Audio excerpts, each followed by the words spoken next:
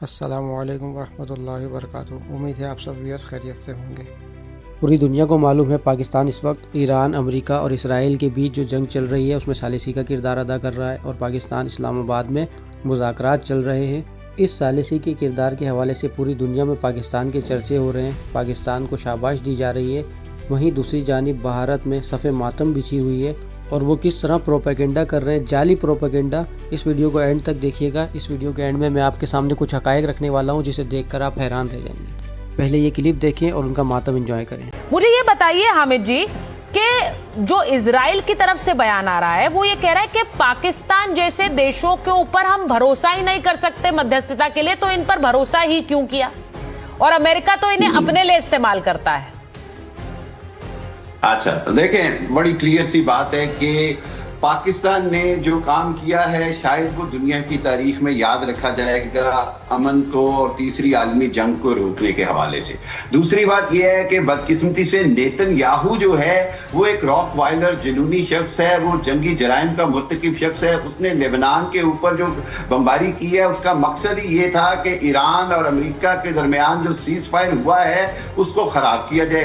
पाकिस्तान ने सल्यूट करता है ईरान के तहम्मुल को, ईरान की पेशेंस को, कि ईरान ने फिर भी आज जो है वो ईरान का डेलीगेशन भी पहुंच रहा है, ईरानी वजीर खारजा भी, ईरानी स्पीकर भी, कालीबॉफ भी, अब्बास इराक़ची भी, वाइस प्रेसिडेंट जेडी वैंस भी और मार्को रूबियो भी आज इस्लामाबाद पहुंच रहे हैं। सो आपका ये जो मंत्रा है कि पाकिस्तान नाकाम हो जाए, इंशाल्लाह नहीं होगा। नहीं, एक सेकंड हामिद साहब प्लीज इस गलत फहमी में मत रहिए। नहीं, एक बात मैं आपको बता दूं, ये युद्ध विभीषिका होता है और कोई नहीं चाहता कि युद्ध जारी रहे। मैं आपको ये बात बता दूं।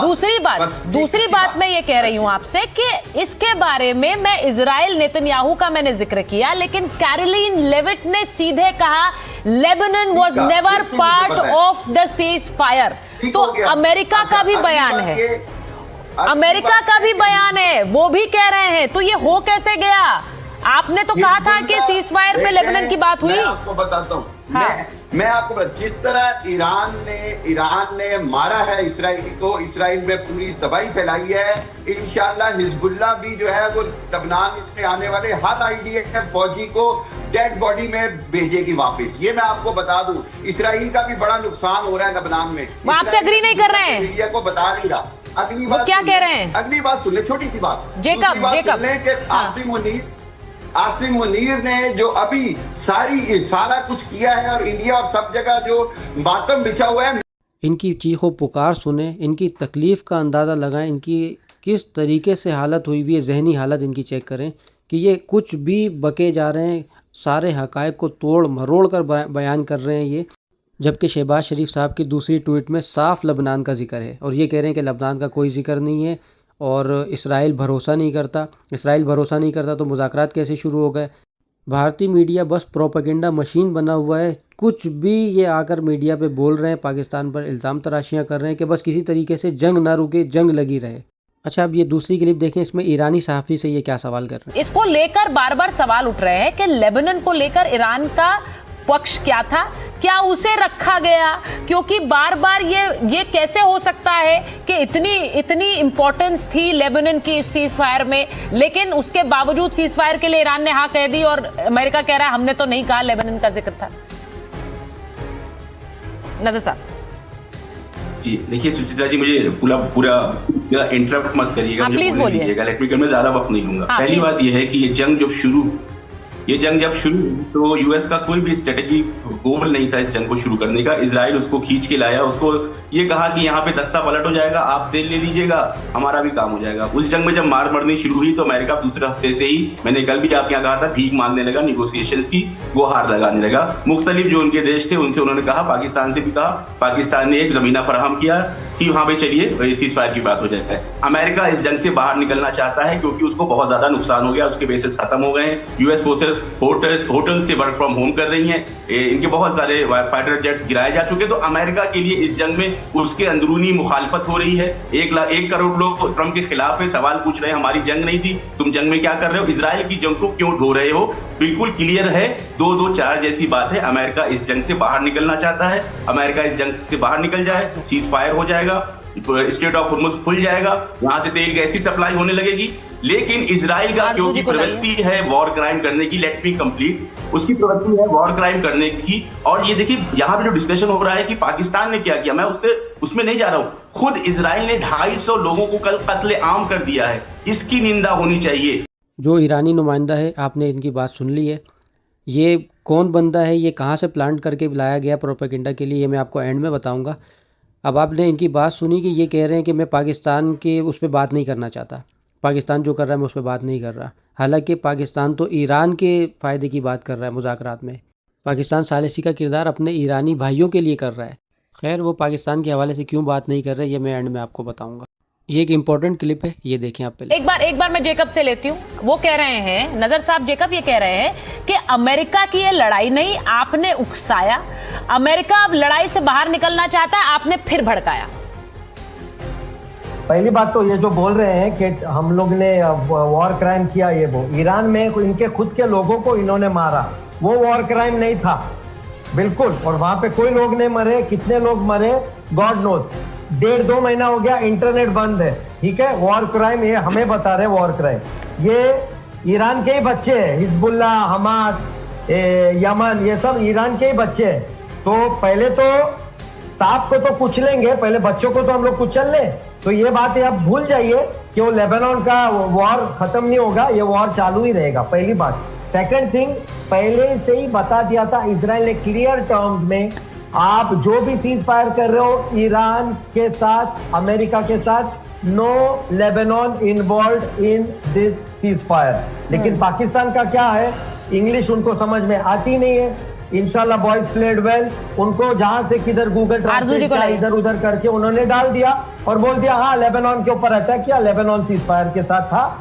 सारी दुनिया ये बात जानती है सिवाय भारतीय मीडिया के और भारतीय कुछ शरपसंद अनासिर के, कि ये इसराइल और ईरान की जंग थी। इसराइल ने, नेतन्याहू ने अमेरिका को घसीटा, डोनाल्ड ट्रंप को घसीटा, जंग लड़ने पर आमादा किया और इसके बाद ये अमेरिका ने बमबारी शुरू की। पूरी दुनिया जानती है। यहाँ पे अभी ये प्रोपेगेंडा कर रहे हैं कि ये आप पर इल्ज़ाम लगा रहे हैं।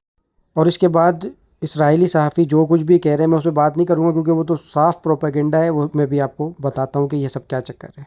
पहले ये एक और क्लिप देखें, ये प्रोपेगेंडे का अहम हिस्सा है। ये मोहतरमा क्या फरमा रही है, सुने। देखिए यहाँ पर जो जर्नलिस्ट हैं, जो एक्टिविस्ट हैं, वो तो सही बात कर रहे हैं ना। गवर्नमेंट अपने हिसाब से चलेगी, उन्हें तो जाहिर है एक तरह का बैलेंस रखना है। और क्यों रखना है आप भी जानती हैं कि IMF भी जाना है, वर्ल्ड बैंक भी जाना है। लेकिन जो ट्रम्प कर रहे हैं वो गलत है, ये बात तो कई लोग मानते हैं और उनको लगता है कि ऐसा नहीं है। लेकिन सैटरडे को जो मीटिंग होगी उसके फौरन बाद क्या आगे ये सीज फायर चलेगा या फौरन अटैक हो जाएगा, इस पर भी बहुत डाउट है लोगों।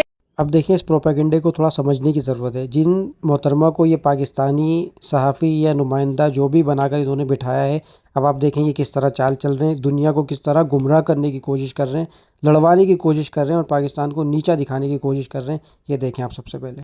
अगर तो ये मोहतरमा पाकिस्तान से हैं तो ये पीछे इनके मूर्ति रखी हुई है, ये क्यों रखी हुई है? क्या ये पाकिस्तान में हमारे सहाफ़ी एंकर ये मूर्तियाँ रख के बात करते हैं? इन्होंने जितने भी आज तक इंटरव्यूज़ दिए हैं या पाकिस्तान के हवाले से बात की है, आप जाकर देख लें, पाकिस्तान के मुखालिफ ही बात की है, पाकिस्तान के हक़ में बात नहीं की। अब आ जाए दूसरे प्रोपेगेंडा मशीन की तरफ। आपने वीडियो में देखा था जो इसराइली नुमाइंदा या सहाफ़ी जो भी है वो कितनी साफ़ उर्दू या हिंदी बोल रहा है। क्या इसराइल में हिंदी या उर्दू बोली जाती है? और अगर चले वहाँ का बंदा सीख भी लेता है तो क्या वो इतनी क्लियर उर्दू या हिंदी बोल सकता है, इतनी साफ़?